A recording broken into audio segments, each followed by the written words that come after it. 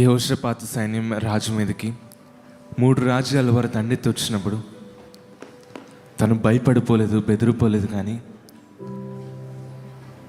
ఆ యొక్క సైన్యము కంటే, తను ఎదిరించే ఖడ్గాల కంటే, తను ఎదిరించే శత్రువుల కంటే బలమైన దేవుణ్ణి ఆశ్రయించాడండి.